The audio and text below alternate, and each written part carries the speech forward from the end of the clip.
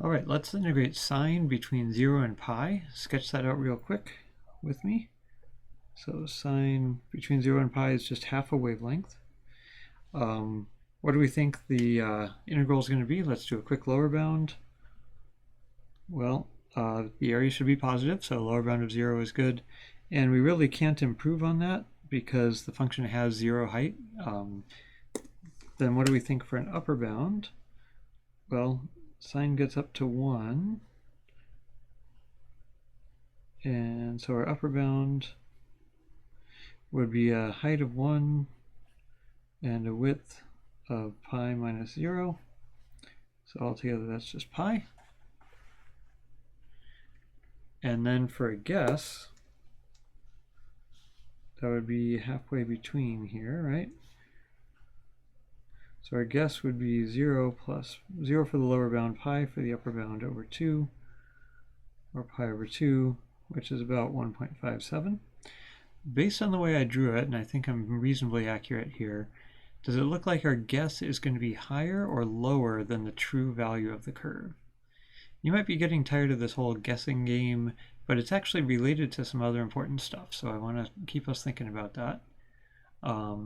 So we'll go on. We want to use the fundamental theorem of calculus part 2 because that's our new favorite toy.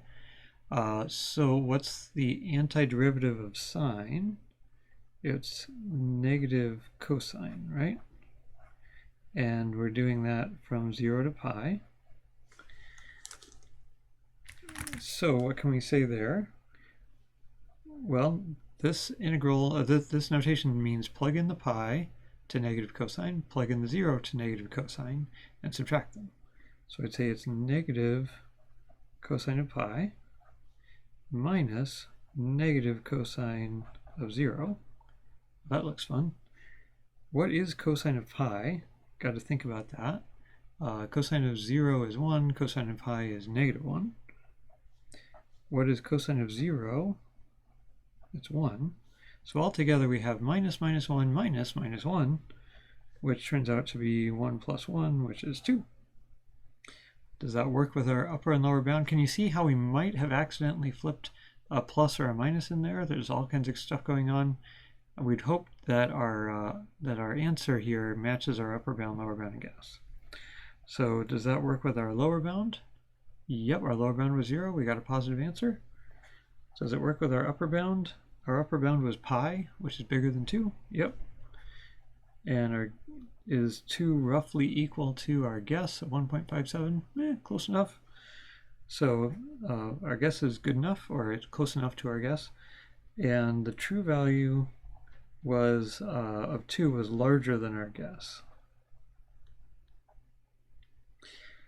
Another way to do that,